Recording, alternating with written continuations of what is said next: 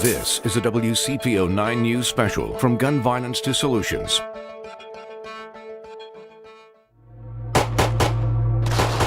It's a sound that is all too familiar. The desperate search to find a killer in some Cincinnati neighborhoods.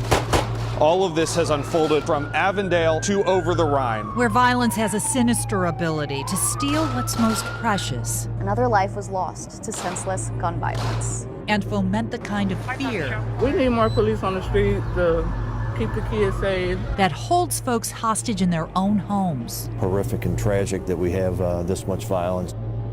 It is not just a series of news stories. The violence leaves a real trail of tears. The Cincinnati Police Department says 2020 is the worst year for firearm homicides in its reviewable records dating back to 1971. In the last few weeks, gun murders pushed past the number 77, a high recorded in 2006. The year isn't even over yet, and those killings are up more than 30% over 2019. It is why we partnered with the Cincinnati Herald to bring you this special report from Gun Violence to Solutions. And to better show you where this issue lives, we're taking this newscast out of the studio and into some of the neighborhoods dealing with gunfire. So I'm in Westwood. Despite the picturesque town square, the city's largest neighborhood also has one of its highest gun death tolls. 7 people have lost their lives in shootings here. Only the smaller Avondale, North Avondale, and West End have more. Citywide, the number of non-fatal shooting victims has spiked too, 37% from last year. For us, the increase raises questions like, what do residents see as the fix? Who better to ask, perhaps, than the people who've lived the pain? WCPO 9 News reporter Kristen Swilley and the Cincinnati Herald's Andrea Carter spoke with them about what they think should come next. Our story begins here in Avondale. It is home to some of the deadliest shootings we've seen throughout our city. And in fact, as of December 1st, there were more gun violence deaths here than any other neighborhood in Cincinnati. We spoke with a shooting survivor who's now Avondale's staunchest advocate against violence. Loss, no love, trauma. Generational trauma. Jennifer Foster doesn't have to guess what's happening on the streets of Avondale.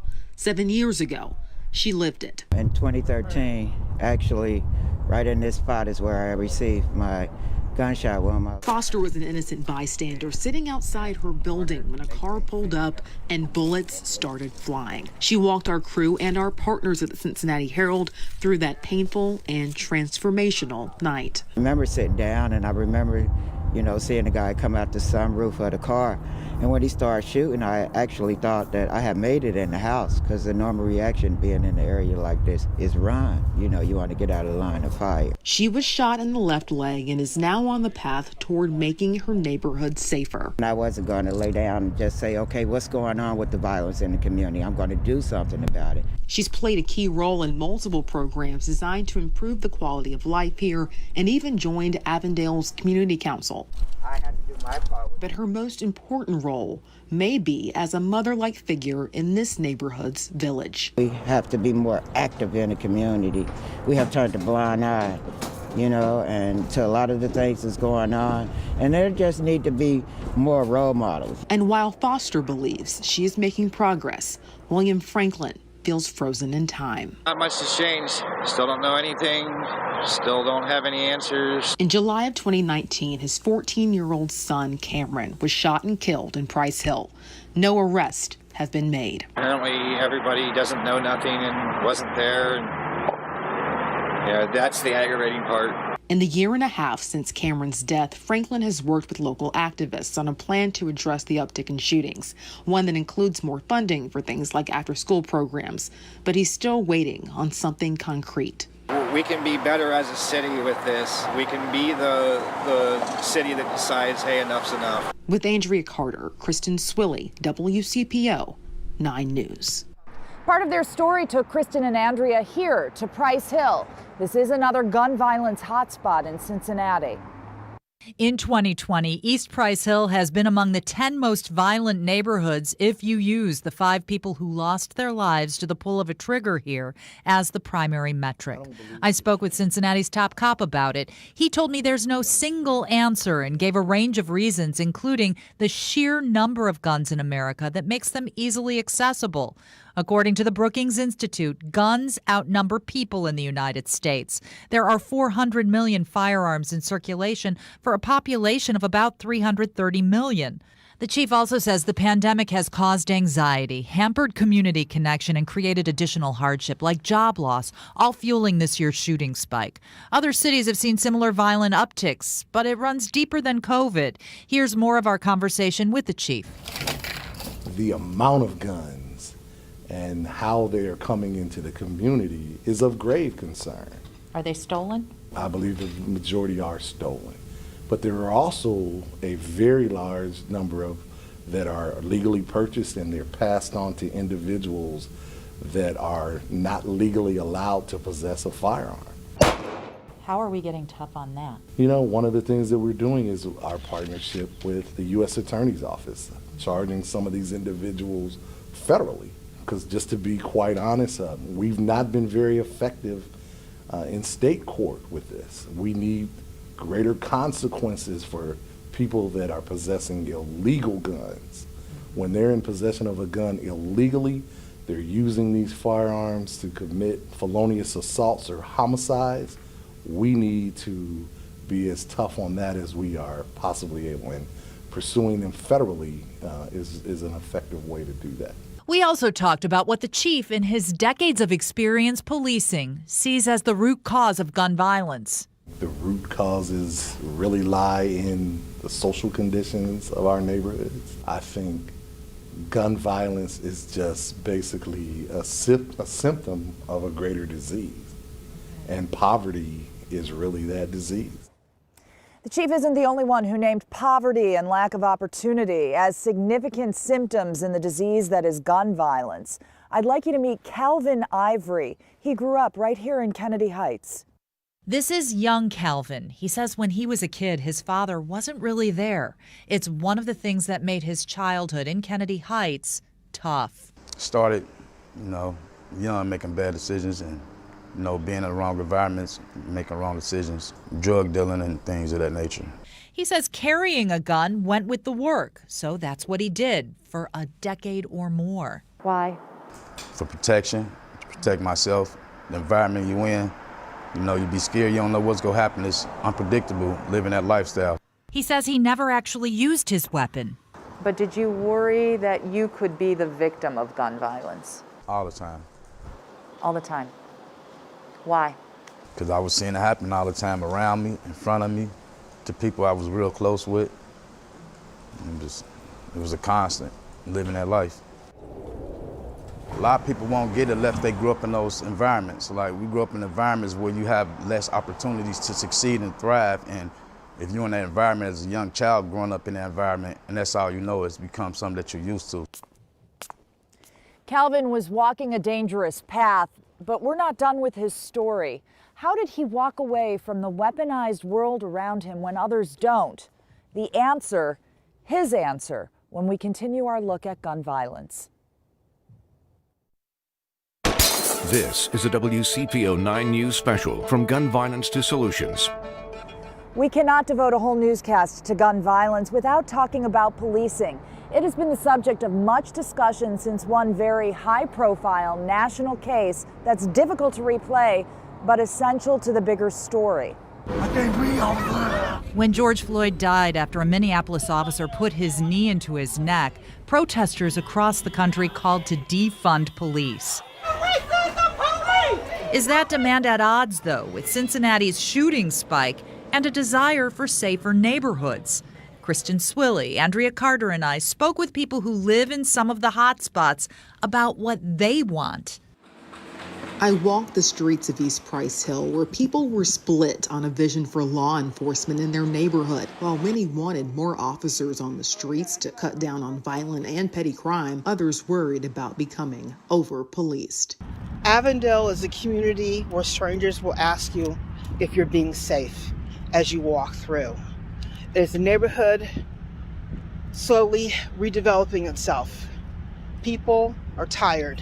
They're tired of the impact of trauma. They're tired of the impact of gun violence on their community. Very slowly, they're finding their moral voice and speaking up and working to find solutions. That's what I found when I walked through Avondale. This is Andrea Carter with the Cincinnati Herald. All right, so I'm in the OTR neighborhood, and our goal today is to talk to about 25 people. A few said they wanted less police. There are shootings every single day, and I don't see the police doing anything that's changing it. But I heard this more. We can have a little more police here. He praised officer efforts to make Grant Park safer with lights after summertime shootings and hopes for more of that kind of connection. Also on the wish list, more plainclothes officers walking the beat. People that look like me are more intimidated by the uniforms and the policemen. Here's the dilemma, though. At the police department, human resources aren't infinite. In Cincinnati, total calls for service have exceeded 120,000 in 2020. Here's the chief again. They want to see more officers on foot. They want to see more officers on bicycles. One of the challenges that we have is because of attrition, our numbers are going down. We are losing officers, and officers around the country are leaving the profession at an unprecedented level. You have to examine the data, look for our problem areas, look at what the information is telling us to make sure that we are putting officers in the right places. If you have a gun violence problem, is there a fix for that? Law enforcement has its place, but we are one piece of the pie. We absolutely have a place, and we are a contributing part of this. But until we really start to transform our neighborhoods from the inside out, and that means better housing, better education, better employment, opportunity.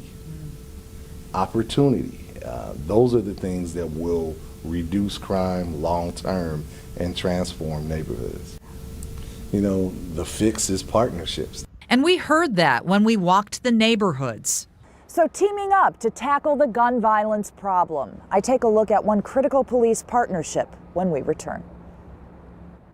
This is a WCPO 9 News special, From Gun Violence to Solutions. From gun violence to solutions takes us to Walnut Hills now. It is not one of the neighborhoods with some of the highest shooting numbers in 2020. But people who live around this park say they hear gunfire more regularly than they'd like. It is why, for one community engagement specialist, this has become ground zero in the fight to make our neighborhoods safer. Her job is to help build relationships between community members and police to better wage war on crime. I believe it can be done. I've seen it at Reading Road. After a 2015 shooting near this Mount Auburn gas station put passersby and even passengers on a Metro bus in harm's way, Tiffany Brown of the Urban League worked with neighbors to take back the block. We like for the community to come up with the response. That community mastered what stakeholder Carol Gibbs calls a mother move. Neighbors cleaned up the area over and over and over again. What do you think that tells the people who are in the neighborhood only to do bad things? That we're paying attention. The violence stopped. So now Tiffany is working with people in Walnut Hills near Ashland and Chapel Park. A vacant home across from the park has been a magnet for folks who drive in, park their cars, and block the street. And is that when the guns come out? Yes. And I don't feel safe walking in this area at all. We spoke with her and some other residents about strategies to keep the park safe for everyone. I think the number one way to make it better is to populate it. Check out his glance off camera as a man drove up and got our attention, wanting to know why we were there. Why did you stop and ask us what we were doing? Because I'm from the neighborhood. Tion Morris told us the park offers needed green space for people who have a right to gather there. He's not happy about new residents and their efforts to manage the crowds. So the same people that have been here 30 or 40 years, you can't just chase out or just move out. Does adapt mean accept gunshots? You accept whatever. And he denied guns were an issue at their gatherings. So I had to ask the point person working with neighbors. Is the gun concern real or overblown? It is real. One homeowner's security camera showed how real. It caught a broad daylight shooting near the park and a man running away with a gun. We were on a Zoom call and just trying to work on addressing some of the problems, and there was gunshots. When you heard the gunshots, you started seeing people on the call like, oh, what was that, you know? And so I think that brought the issue home in real time. It's our job to kind of just say, these are the rules of the park. Now, how can we do what we do? Still gather, still have, time and space to enjoy our families and use it how the park was supposed to be intended. And we just wanted to be able to bring our families back to the park and be able to enjoy the park the way it should be enjoyed. All of what we talked about is not the only work the Urban League is doing to tackle the gun violence problem. Yeah, so we're gonna have a violence reduction resource fair coming up over there in the parking lot. At a busy drive-through on Kings Run Drive in Winton Terrace, Derek Rogers and his Urban League team do outreach. They work with police to know where they can be most helpful. It's a targeted, data-driven effort to try and reduce gun violence. Where we provide resources, we provide opportunities to the underserved population. They connect people with programs or info that can help them overcome obstacles blocking a positive path. They offer up freebies like hand sanitizer or cleaning supplies. There's some good stuff. Here you go. Some spick and span. And strike up conversation while they do. A typical week would be talking with individuals between the ages of 18 to 39 that may likely be shot or may likely shoot someone. We ask them to bring the hope, then we follow up with the opportunities. It is one person at a time. I'm definitely passionate about it because I have family members that have also tragically lost their life through gun violence. Someone shot and killed his cousin Saku Lewis. He was just 34, the same age as Calvin Ivory when Calvin grabbed at the chance for a fresh start. After doing time for selling drugs, his path crossed Derek's. He said if I really was serious about it, give him a call. He'd show me how to do something else. So I gave him a call. Derek also responds to shootings in the city. While police investigate, he does his Urban League outreach. His goal always is to make those heart-mind connections that could really make a difference in someone's life. Our final thought includes a final look at Calvin's life now, coming up. This is a WCPO 9 News special from Gun Violence to Solutions. From Gun Violence to Solutions takes us back to Calvin Ivory's story. He says you can fix the problem. Are you living proof? Yes, I am. How so? Because I no longer carry a gun.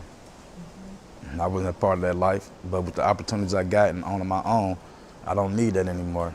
The man who dealt drugs and carried a gun in his younger life leaned into the opportunity and guidance the Urban League outreach offered. Choose a harder path. Calvin says he took that path for his kids.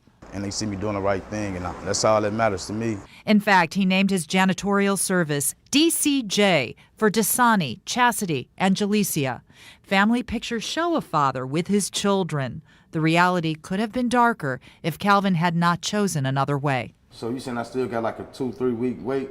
Now you might see him getting info about snow plows or overseeing his cleaning crews, work rooted in what became a simple truth for him. Don't nobody want to be out here selling drugs and killing each other. Like, don't nobody want to really do that. Our conversation continues at 7:30 on our other platforms. One final thought. Calvin is one person in a much bigger picture. Getting people to make the transition he made can be challenging. Some backslide. Both Derek and Tiffany of the Urban League say they could use more soldiers in the fight, which takes money. Despite programs, partnerships, policing, and gun seizures, deadly firearm violence still has claimed more than 80 Cincinnati lives in 2020. We leave you with pictures of some of the people we've lost.